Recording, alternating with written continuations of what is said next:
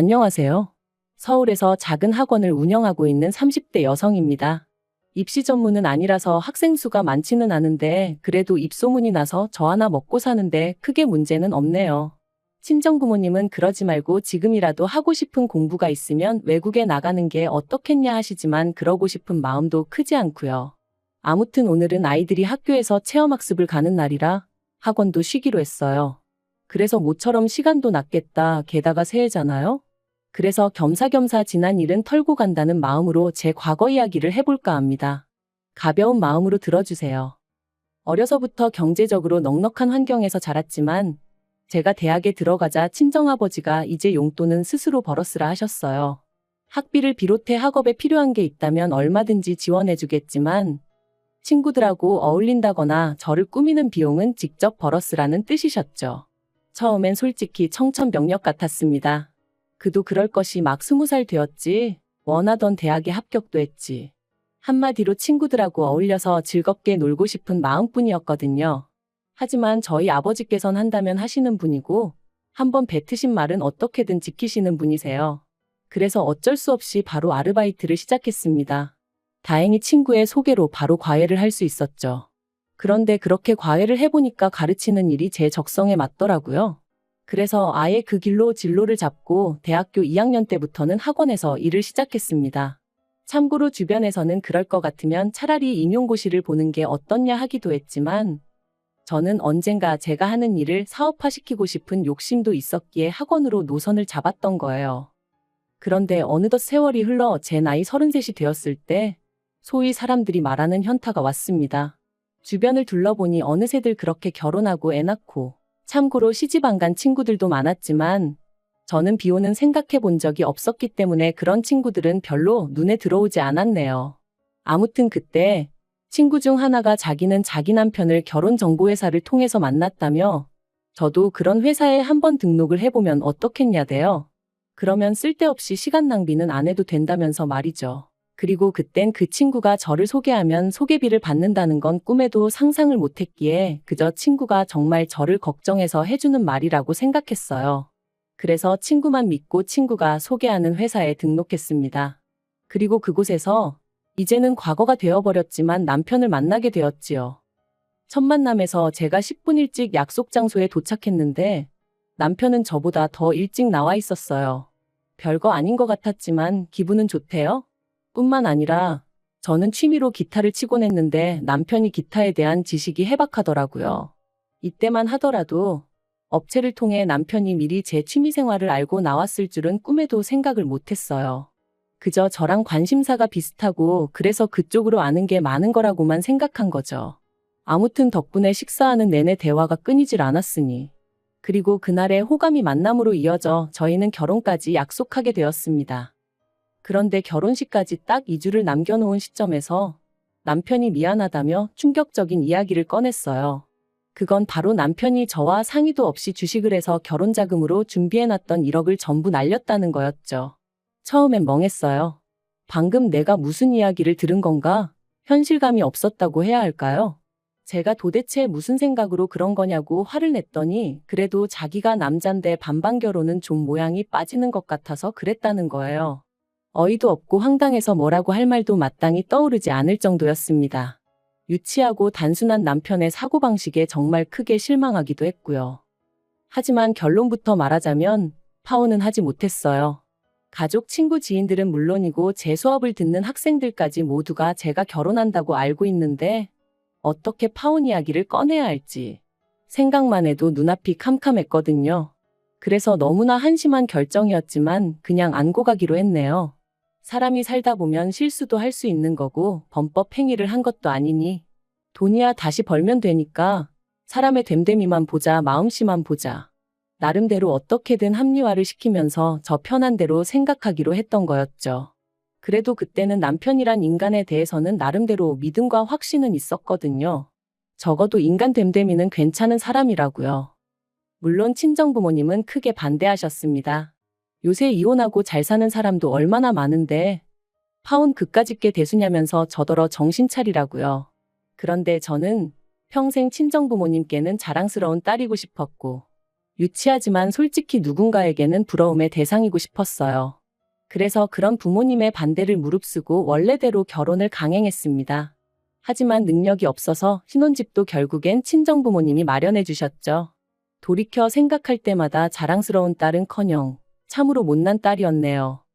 그리고 이후로 한동안은 그래도 나쁘지 않은 결혼 생활이었습니다. 종종 생각지도 못한 남편의 모습에 놀라는 일도 있었고, 연애 때와는 달리 부딪히는 일도 종종 있었지만 이 모든 게 서로에게 맞춰가는 과정이라 여겼죠. 하지만 결혼한 지 2년째 되던 해 친정아버지께서 쓰러지시면서 제 일상도 제 믿음도 전부 다 순식간에 무너지기 시작했네요.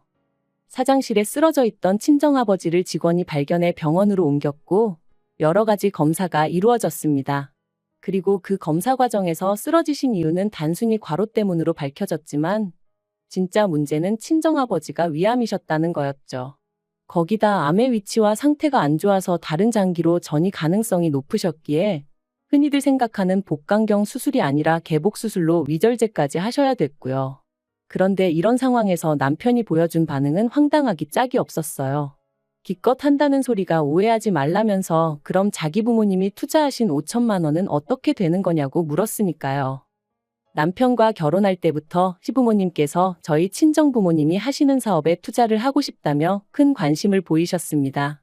하지만 아무래도 사업이라는 게 돈이 오가는 일이다 보니 친정부모님은 그럴 생각이 전혀 없으신 눈치셨어요. 그랬더니 저희가 결혼한 지 1년쯤 돼가던 무렵부터 시부모님이 서운하네 어쩌네 하시며 또다시 투자 이야기를 꺼내시는 거예요. 그 무렵 친정아버지 사업이 잘 풀려서 큰 집으로 이사도 하시고 차도 바꾸시고 그러셨는데 아마 남편을 통해서 시부모님 귀에도 이 이야기가 들어간 모양이었죠. 하지만 친정부모님이 하시는 사업은 어디까지나 친정부모님의 소관이셨기에 시부모님이 뭐라고 말씀을 하시건 제가 할 말은 없었습니다. 그러자 급기야는 남편이 저희 친정부모님께 직접 말씀을 드렸던 모양이에요. 그래서 결국 굳이 필요한 돈도 아니었는데 투자라는 이름으로 시부모님으로부터 5천만 원을 받으셨습니다. 그리고 매달 50만 원씩 보내드리게 되었는데 솔직히 무슨 돈 빌려서 이자 갚는 것도 아니고 말 그대로 생돈을 뜯기는 상황이었으니 어이가 없더라고요. 그래서 제가 그렇게까지 해드리지 마시라니까 사위 용돈 준다 생각하고 보내는 거니 너무 신경 쓰지 말라시대요. 그리고 이러면 저도 좀 귀하게 대해주지 않겠냐 하시면서 말해요. 그리고 실제로 그렇게라도 얼마씩 들어가니까 시부모님이 저를 붙들고 더는 니네 집이 어떻고 니네 부모가 어떻고 그런 말씀은 안 하시긴 했지만 그래도 내내 마음이 편치는 않았네요. 그런데 친정아버지가 위암 판정을 받고 나니 남편이란 작자가 대뜸 그럼 자기 부모님이 투자하신 5천만 원은 어떻게 되는 거냐며 사람을 들들 볶기 시작했습니다. 제가 친정아버지한테 말씀드려서 돌려준다니까 누가 돌려받자는 거냐면서 그래도 50만 원씩 들어오다 안 들어오면 시부모님이 당황해 하실 것 같다. 그래놓고 또 다음 날은 그래도 불안하니 돌려달라. 하루에도 몇 번씩 변덕이 죽을 듯하면서 사람 성질을 건드는데 정말 죽겠더라고요. 하지만 더 열받았던 건 그런 와중에 또 기어이 지난번과 마찬가지로 저 몰래 친정부모님을 찾아가 저한테 했던 것처럼 돈 타령을 했던 모양이에요. 황당한 건 친정아버지가 편찮으시게 되셔서 투자가 진행되지 못하는 거니까 1년치 이윤을 미리 더해달라며 총 5,500만 원으로 돌려달라고 했다나요? 남편과 시부모님의 경우 없고 되먹지 못한 셈법에 친정아버지가 정말 이골이 나더라며 그날 오후에 바로 계좌로 5천만 원만 보내주셨다 들었습니다. 그리고는 두 번 다시 투자니 뭐니 말도 꺼내지 말라 하셨다는 거예요. 한편 친정아버지의 병세는 눈에 띄게 호전되고 있었지만 아버지는 느끼신 바가 많으신 듯 했어요. 친정어머니가 하루아침에 혼자 될 수도 있다는 그런 걱정도 하게 되신 듯 했고요. 그러더니 하루는 저를 불러 하시는 말씀이 사업을 정리하고 싶으시다대요. 사실 마음 같아선 저에게 물려주고 싶지만 저는 아버지 사업에는 영 흥미가 없고 제가 하고 있던 일을 워낙 좋아하는 게 눈에 보이니 어쩌겠냐 하시면서요. 그리고는 앞으로는 어머니랑 전국 방방곡곡 산 좋고 물 좋다는데 여행 다니며 좋은 거 먹고 재밌게 살고 싶으시다는데 그걸 어느 자식이 반대하겠어요? 제가 정말 잘 생각하셨다고 그렇게 하시라고 했습니다. 그랬더니 친정아버지께서 그렇게 되면 너한테 재산 많이 못 물려줄지도 모르는데 괜찮냐 물으시는 거예요. 깜짝 놀란 제가 한 푼도 안 물려주셔도 된다고. 이만큼 키워주시고 뒷바라지 해주신 것만으로도 너무 감사하니까 그런 말씀 마시라 했습니다. 그런데 이 사실을 알게 된 남편이 저더러 사업장을 물려달라고 하라는 겁니다. 제가 싫으면 자기가 이어받겠다고, 그리고 저희 친정부모님 돌아가실 때까지 자기가 극진히 부양하겠다면서 말이죠. 솔직히 그런 남편의 말에 100% 신뢰가 갔던 것은 아니에요. 연애 때만 하더라도 성실한 사람인 줄 알았는데 막상 결혼하고 옆에서 지켜보니 이리 뺀질 저리 뺀질, 눈에 보이는 수를 쓰는 게 하루 이틀이 아니었고 집에서 새는 바가지가 바뀌라고 괜찮을 리 없었죠. 그래서 전 처음에 남편의 그런 제안을 거절했어요. 그런데 남편이 사업이 제 거냐 어쩌냐 하더니 기어이 또 자기 발로 제 친정부모님을 찾아가서는 자기를 믿고 사업을 물려달라 뭐 그런 소리를 했던 모양이 돼요. 그리고 사업 접기를 영 아까워하시던 친정아버지께선 애걸복걸하는 남편이 나름대로 어떤 대안책처럼 느껴지셨던 건지 친정아버지께서 남편에게 다니던 회사 2주 안에 정리하고 출근하라 하셨다는 이야기를 들었을 땐 정말 뒷목 잡고 쓰러진다는 게 이런 기분인가 싶더라고요. 그런데 더 황당한 건 그렇게 남편이 제 친정아버지 회사에 출근을 시작하고 나서 어머님이 하신 말씀이었습니다. 다 키워놓은 아들을 저희 집에서 가로채 갔다며 속상하네 억울하네. 게다가 주변 친척분들에게는 저희 친정아버지 사업을 남편이 물려받기로 다 얘기가 되었다며 아들 없는 저희 집에서 횡재했다 그런 식으로 말씀을 하고 다니셨더라고요. 그런데 솔직히 남편이 일이나 잘했으면 모르지만 그것도 아닌 듯 했습니다. 친정아버지께서 저더러 너는 네 남편이랑 얘기하다 보면 속 안 터지냐 하시는데 그 한 문장에서 정말 많은 게 느껴졌을 정도니까요. 그래서 제가 왜 그러시냐, 무슨 일이라도 있었냐니까. 일을 시키면 배워서 할 생각은 안 하고 어떻게든 요령 피울 궁리만 한답니다. 그래서 누가 뭐라고 좀 하면 남자가 돼가지고는 텃세를 부리네 어쩌네 하면서 꽁에 있고 직원들이 사장사위가 벼슬이냐 그 비위도 맞춰야 하냐며 원성이 자자하다대요. 그리고 그날 밤 퇴근한 남편을 붙들고 회사 생활은 어떠냐 했습니다. 그러니까 기다렸다는 듯이 뭐 자기가 이렇게 지켜보니까 회사 돌아가는 방식의 문제가 한두 가지가 아니라는 거예요. 그러면서 저희 친정아버지가 마음이 약하신 건지 그렇게 안 봤는데 고과사 구분을 못 하시는 것 같다며 자기가 보기엔 아무 능력도 없으면서 월급만 따박따박 가져가는 직원들이 너무 많다고 죄다 모가지를 잘라야 하네 어쩌네 하는데 기도 안 차서 제가 남편더러 당신도 그런 우리 아버지 성격 덕분에 다닐 수 있게 됐다는 생각은 안 드냐 했어요. 그랬더니 저더러 뭘 모르면 가만히 있으라나요? 하지만 남편의 막말은 거기서 끝이 아니었습니다. 시간이 흐를수록 고양이에게 생선가게를 맡긴 게 아닐까 하는 걱정이 들었지만 동시에 남편 또한 저희 친정아버지에게 살뜰히 잘하는 모습을 보였기에 긴가민가 하던 때였는데 하루는 제가 몸이 안 좋아 좀 일찍 들어오게 되었어요. 그리고는 씻고 어쩌고 하는 것도 귀찮아 바로 침대로 직행해 그냥 기절하듯 잠이 들었죠. 그런데 얼마나 시간이 흘렀는지 현관 도어락 열리는 소리와 함께 남편의 말소리가 들려왔습니다. 그래서 아는 체라도 하려고 나가려는데 남편이 뭐가 그렇게 재밌는지 웃으면서 한다는 소리가 얼마 안 남았어요 하더니 일단 회사 사람들 다 내 편으로 만들고 나면 밀어내야지. 죽을 때까지 어떻게 기다려요? 그러대요. 순간 온몸에 소름이 쫙 돋는 게 비록 상대가 누군지는 알 수 없었지만 제가 들었다는 걸 남편이 알면 안 되겠다는 생각만 퍼뜩 들어 침대에서 정말 온 힘을 다해 자는 척을 했어요.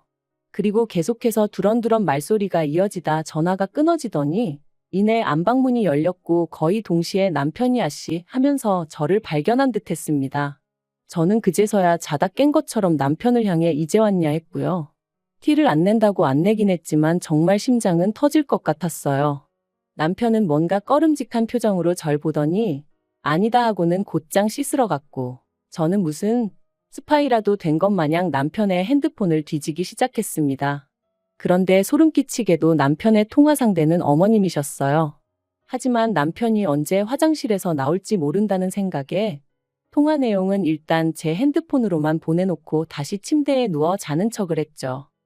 그리고 지옥 같은 밤이 지나고 이튿날 남편은 다름없이 출근을 했고 저는 그제서야 남편과 어머님의 대화를 들어볼 수 있었는데 내용은 충격 그 자체였습니다.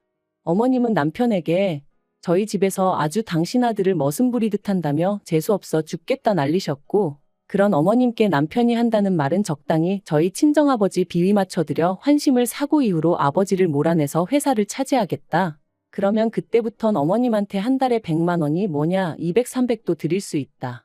어머님이 저는 어쩔 거냐 물으시니 사람들 보는 눈이 있으니 사업 뺏고 몇 년 살다가 성격 차이 뭐 그런 이유로 이혼하자 하면 지가 별 수 있겠냐고 그러는데 정말 당장이라도 심장이 터질 것 같았고 어째서인지 눈에선 눈물이 주룩주룩 흐르더라고요.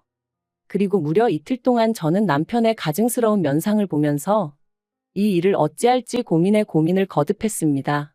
경찰에 신고를 해야 하나 그냥 내가 먼저 이혼하자고 해야 하나. 하지만 결국 저는 제 나름대로 눈에는 눈 이에는 일을 시전하기로 했어요. 그래서 남편에게 적당한 핑계를 둘러대며 양가 부모님을 모시고 식사 자리를 마련했죠. 어머님은 벌써부터 당신 아들이 사장이나 된 줄 아셨는지 있는 대로 콧대가 높아져 계셨는데 아마 모르는 사람이 봤으면 어머님 아들이 저희 가족 먹여 살리는 줄 알겠더라니까요. 한편 어느덧 분위기가 무르익어 갈 때쯤 제가 사실 양가 부모님을 모신 데는 다 이유가 있다 하고는 남편 앞에 서류 봉투를 내밀었습니다. 남편은 영문을 모르겠다는 표정으로 저를 잠시 보더니 무슨 김칫국을 처마셨는지 이거 뭐 계약서 같은 거냐며 싱글벙글 봉투를 열어보더라고요. 하지만 그 서류 봉투 안에는 제가 먼저 작성한 이혼신고서가 들어있었어요. 당연히 남편 얼굴은 이미 잿빛이 되어서는 이게 지금 뭐 하자는 거냐대요. 어른들까지 다 모셔놓고 이게 무슨 짓이냐며 말이죠. 그래서 제가 제 핸드폰에 있던 어머님과 남편의 통화를 틀었습니다. 아니나 다를까 이내 어머님과 남편은 저더러 끄라며 난리가 났고 아버님과 저희 친정부모님 표정은 있는 대로 심각해졌지요. 제가 남편더러 내가 이 내용을 듣고 얼마나 소름이 끼쳤는지 아냐고 그런데 내가 너랑 살고 싶겠냐 했습니다. 친정아버지께서도 머리 검은 짐승은 거두는 게 아니라더니 당신이 아주 헛짓거리를 했다며 크게 노하셨고요. 그리고 당연한 결과로 친정아버지가 남편을 해고하셨어요. 남편이 억울하다 자기의 능력만 봐달라 그러며 매달렸다는데 친정아버지가 너무 어이가 없어서 콧방귀가 다 나오셨다네요. 그런데 문제는 친정아버지 회사에서 잘리고 나니 남편도 눈에 뵈는 게 없었는지 더더욱 이혼은 못 해주겠다고 나오더라고요. 그래서 결국 소송했고 1년 만에 이혼했네요. 다만 법이라는 게 남편이 어머님하고 그런 통화를 했을 뿐이지 그렇다고 직접적으로 저희 친정아버지한테 어떤 위해를 가한 것은 아니라 그에 대한 책임을 물기는 어렵다는 거예요. 황당했지만 나라법이 그렇다는데 제가 뭘 어떻게 할 수가 없잖아요?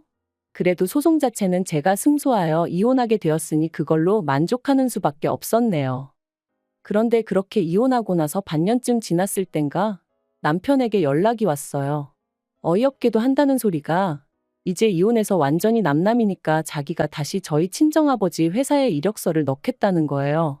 그리고는 한때 자기를 정말 사랑했던 게 사실이라면 눈 딱 감고 자기 좀 뽑아주라고 친정아버지한테 말 좀 해달라면서 자기가 집에 있으니까 어머님이 너무 속 터져 하신다고 저더러 어머님 성격 잘 알지 않냐면서 좀 도와달랍니다. 정말 황당하고 어떻게 사람이 이렇게 뻔뻔한가 싶더라고요. 그리고 물론 그런 소리를 듣고 제 마음이 흔들렸을 리가 있나요? 미치려면 곱게 미치라고 그랬습니다. 사람이 더 이상 잃을 게 없으면 염치고 체면이고 그런 것도 없나 보죠? 정말 사람 달리 보이더라니까요. 뭐 어쨌든 지 인생 시궁창처럼 살든 말든 제 알바는 아니니 더는 연락 같은 거 안 해줬으면 좋겠네요.